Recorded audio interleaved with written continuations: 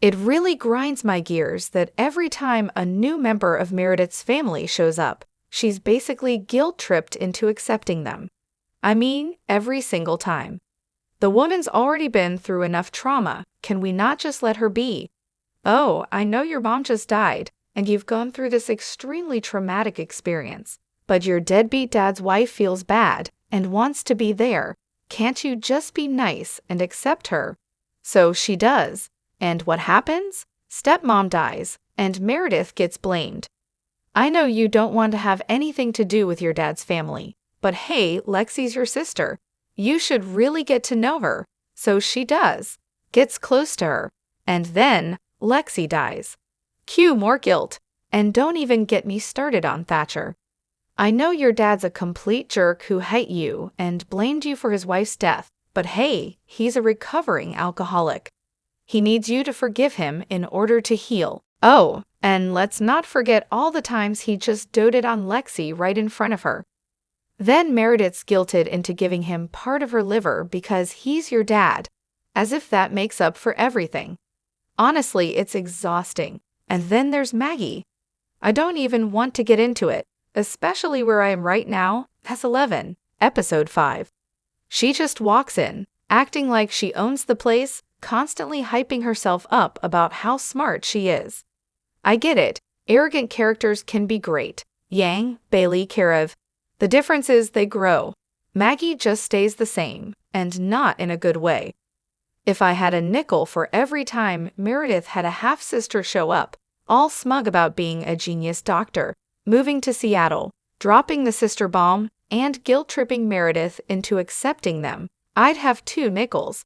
It's not much, but it's kinda wild that it happened twice. And sure, Meredith did give Thatcher part of her liver, but that was more for Lexi. And while she left the door open for some kind of relationship with him, it was pretty clear he didn't care unless he needed her for something, like a hospital visit or whatever. The writers were just lazy, recycling the whole get-to-know-my-sister plotline with Maggie after they forced Lexi on Meredith. It's ridiculous, and sure, Ellis and Richard having a secret love child is totally plausible, given how long their affair went on, but it doesn't make the repetitive storyline any better. I don't really defend Meredith, but let's be real, she's always judged for not being all sunshine and rainbows with her family. But in the end, she always takes care of them. She supports Lexi, Richard, Maggie, Amelia, basically anyone who's ever been a part of her life. All while dealing with more trauma than most people can even imagine. The irony is, I ended up loving Lexi and absolutely hating Maggie when it was the other way around at first. Lexi ambushed Meredith on day 1 with the sister bomb, expecting a big sister bond, only to be disappointed by Meredith's lack of enthusiasm. Then you have Maggie, who was treated like an outsider because of her timing, and finally reveals she's Meredith's sister much later, which actually felt like the more natural progression. Honestly, the relationship with Lexi felt more real, while Maggie and Amelia being shoved into this sister trio with Meredith just never felt authentic. It was forced. Oh, the ages in Grey's Anatomy? It's a total mess, honestly. You'd think after all these years, they'd have nailed down a consistent timeline, but nope. It's like the writers just threw darts at a board to decide how old anyone is supposed to be. Take Maggie, for example.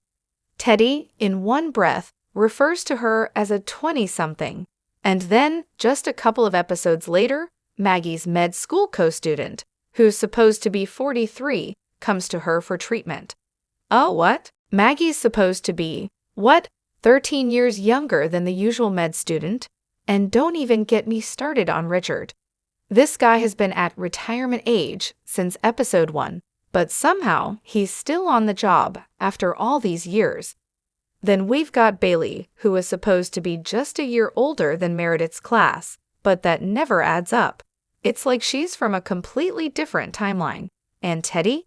She was a first-year attending in 2001 during 9/11 events, but in 2019, she's having a baby and somehow only in her early 50s. How does that work? Amelia's age is another puzzle. According to Private Practice, She was a 20-something kid, but that would make her younger than Meredith. But if we consider the age gap between Amelia and Derek compared to Meredith and Derek, Amelia has to be older. So yeah, that's a mess too. Is she older or younger? It's anyone's guess. And don't even think about the wealth discrepancies. They're supposed to be doctors in Seattle, but they're somehow scraping by. I mean, the whole idea of them not being millionaires is just laughable when you really think about it. Honestly, it's easier not to think about any of this because the timeline changes so much that even the most basic math doesn't add up. Like, the first 3 seasons technically cover a single calendar year, seasons 4 to 5 cover another, and after that, each season is supposed to represent a full year except for season 11, which somehow stretches across 2 years. Plus, the whole COVID timeline is a hot mess, and seasons 19 to 20 are just 1 year apparently. Who knows? Some of it comes down to casting too. The actors' ages don't line up with their characters' ages at all. April and Jackson should be the same age as Alex, but Sarah and Jesse are way younger than Justin and TR in real life. And Amelia? Well, she's technically supposed to be older than Meredith, but Katerina Skorson is a decade younger than Ellen Pompeo in real life. So good luck figuring that one out. Long story short, just stop trying to make sense of it. The show's timeline and ages have no rhyme or reason.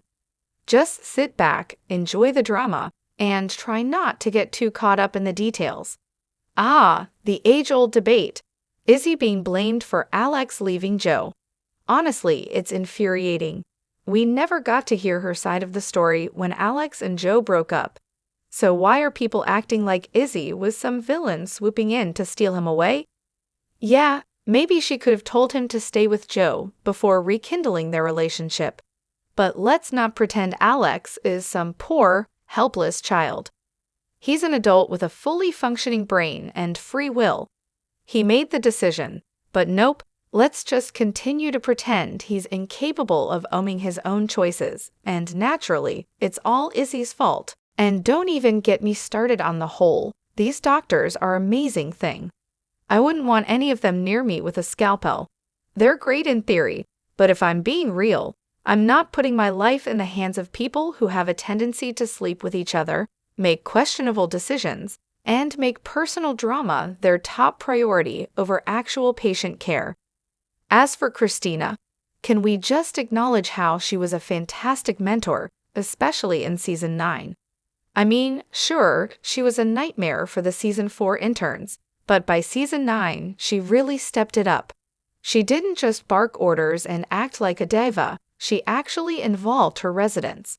She made sure Leah got opportunities, let them scrub in, and actually taught them. She wasn't just using them as pawns in her power play like some of the other attendings. When it came to Shane, yeah, she made mistakes, but she owned up to them. She felt responsible when his breakdown happened, and she protected him when he was at risk of losing his job. And let's not forget, she was the one who gave him credit for the conduit project when no one else would, even though he was just a second-year resident. Meanwhile, Derek, who, I might add, couldn't give Meredith credit for the Shepherd method because she was too young or whatever, was too busy patting himself on the back. Christina, though, she saw potential in Shane, even when it wasn't the most convenient, and taught him like she always would have, no matter their other interactions. That's true mentorship. So why is Alex suddenly the fan favorite? I don't hate the guy, but let's just say I've never been a fan. And now, apparently, everyone on TikTok is obsessed with him? Please, I'm convinced it's all because Christina and Meredith like him, and maybe because he's a main character. But seriously, every time someone screams character development, I'm just like, wait, exactly? The only thing that's changed is that now Alex is an adult with a big boy job. Of course, he's gonna mature a little. But let's be real, he's still rude, hot-headed, and a total douche. But hey, he's a man, so I guess we're just supposed to ignore all of that. And don't even get me started on the childhood trauma excuse. Alex uses it as a free pass to avoid responsibility for every single thing he does. If Alex was a woman and acted even half as problematic as he does, the character would be universally hated. But because he's a guy, suddenly it's okay. Classic. Here's the thing though. I get why longtime fans like him. We've seen him grow over years. Yeah, it's slow and a bit grating, but it feels real. If you're binging the show, though, good luck feeling the same way. You're just gonna see a guy who's kind of in a hole, and that's it. But sure, as he starts working with kids, we get to see that caring side of him, and suddenly he's not totally awful anymore. Sure, he's still a garbage person most of the time, but he has moments that make you think, oh, okay, maybe there's some humanity in there. I mean, if I met him in real life, I'd probably steer clear. But as a character, he's well written and played by Justin Chambers, who somehow makes him compelling. It's like he's that prickly guy who you don't like at first, but once he finally lets his guard down and opens up to someone, Izzy in his case, you start rooting for him. There's something about those tough guy with a soft side characters that gets me. And let's be real here, Alex is part of the original crew, and that nostalgia factor is huge for OG fans. We watched him grow, we invested in his journey, and yeah, maybe we've been with him long enough that we can't help but care. But look, just because I'm not into him doesn't mean he doesn't have his fans. I'm sure there are tons of people who feel the same way about Amelia or Kepner, or even Mark, who I really don't get the appeal of. But hey, I don't lose my mind over it. We all have our favorite characters, and that's fine. Just because Alex doesn't do it for me doesn't mean he doesn't hit home for others. That's just how fandom works. Oh, Henry, here I am, diving into my 100th rewatch, and I just finished the Henry episode. And of course, I'm sitting here bawling my eyes out. I had to pause for a moment to process this heartbreak. If you haven't watched through season 8, stop reading right now, because spoilers are coming at you faster than Teddy's awkward feelings for Owen. Let's talk about Teddy with Henry, because she was her best self with him. You know, the version of Teddy who could actually juggle a career and a personal life without it all crumbling to pieces, unlike when she was completely consumed by Owen, who, let's face it, was nothing but a walking emotional wrecking ball. With Henry, everything was just easy. There was no will they won't they, no toxic back and forth. It was just two people genuinely connected. Henry was warm, real, and honestly, the kind of person you just wanted to root for. That kind of relationship, pure gold. Then, of course, you have the gut punch moment where Christina finds out Henry was on the table, and the whole sequence where she steps in to help Teddy immediately after. It's dark, it's intense, it's gut-wrenching, and it's the kind of TV that punches you in the feels and makes you question your life choices. That moment was everything. And don't even get me started on how much I miss Henry. He was just one of those characters that felt like a light in a very chaotic, dramatic world. Honestly, I was Team Teddy and Henry all the way. That was when I liked her the most, when she wasn't tangled up in the mess of Owen. Such a loss. Different Merediths? Yeah, I'm not the only one who thinks Meredith went from being a mess to, well, a different kind of mess after Christina left. Sure, she got older and wiser, but when I rewatch, it's like I'm watching two completely different people. I mean, I get it, no one wants to be the dysfunctional doctor forever, but it's kind of boring watching her be so responsible and mature. Though, I will admit, her being a really good mom is a nice touch. That's a nice, healing moment for everyone. But let's be honest though, now she's acting like she's above it all. It's like she took Derek's treating her like royalty lessons and decided, hey, I'm just gonna treat everyone like that now. Which is really not the Meredith Grey we all know and love. The one who still couldn't manage to keep a relationship together. I really loved the chemistry she had with Scott Speedman. Seriously, those two were fire, and the writers just dropped the ball on that one. I think Christina leaving really flipped a switch for Meredith. Christina wasn't just her best friend, She was the one stable thing in Meredith's chaos. She was everything. After all the trauma and loss, Christina leaving was the final straw. It was like Meredith's last bit of hope was ripped away. It wasn't just about the grief, it was personal. Meredith had spent years learning to let people in, only to watch every single one of them disappear. And as someone who's already got serious abandonment issues, that kind of loss really does a number on you. So how does she cope? Does she go back to therapy? Nah, no time for that. She just shuts down, turns inward, and becomes her own universe. She becomes the sun, just like Christina told her to. Not because she wants to, but because she has no other choice. But let's not kid ourselves, she has her moments. She's calmer, sure, more mature, but then she'll go off the rails and lose it, especially in season 12. I mean, between Amelia and Maggie, she's back to emotional stunting. It's like watching her try to be that mature person, but then she keeps slipping back into her old ways. Hopefully the writing gets better. Maybe they'll even let her act like Meredith and be in more than 5 episodes a season. Rewatching season 2, and is Addison actually the most mature person on the show? I'm in the middle of my 4th rewatch, and every time I go through seasons 2 and 3, I find myself appreciating her more and more. Like, seriously, was she low-key the most emotionally mature and grounded person in that whole hospital? Yes, she cheated, not excusing that. But the way she owned up to it, tried to fix things, and respected Derek's decisions without turning it into a complete emotional circus. That's some next-level growth right there. Meanwhile, everyone else was running on pure chaos and hormones. Honestly, I find myself getting annoyed by pretty much every other character except Addison. But then, I get why someone might say she didn't own up until after she and Derek were divorced. I mean, sure, she didn't come clean immediately, and her whole arrival on the scene was a mess, especially the way she treated Meredith that day. Totally dramatic. But still, I think there was a maturity in how she tried to respect Derek's decisions after the fact. It might have been a delayed reaction, but I'm not sure anyone else was handling their messes any better. Thoughts? I honestly think Grey's Anatomy made a huge mistake by making almost every single character a surgeon.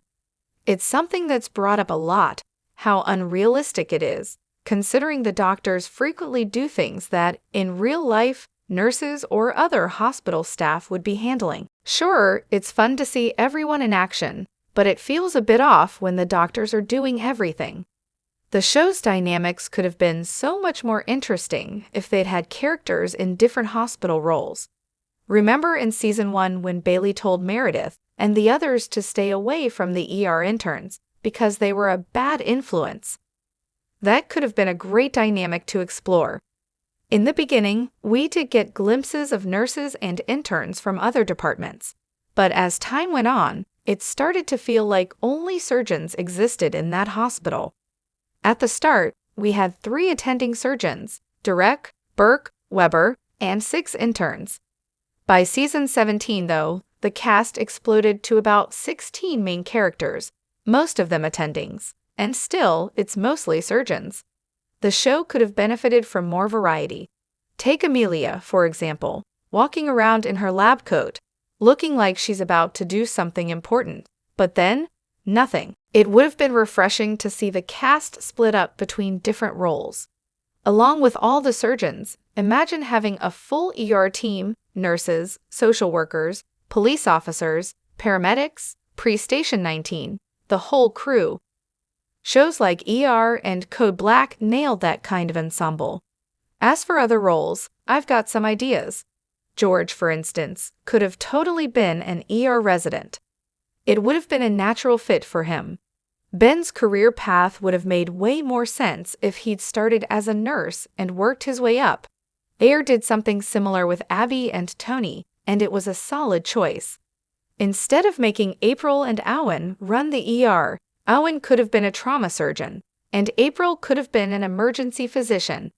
And let's be real, there were plenty of other roles they could have explored. Nurses, anesthesiologists, lab techs, the list goes on. I didn't care much for Eli as a character, but I did appreciate that they stepped outside the surgeon bubble for him.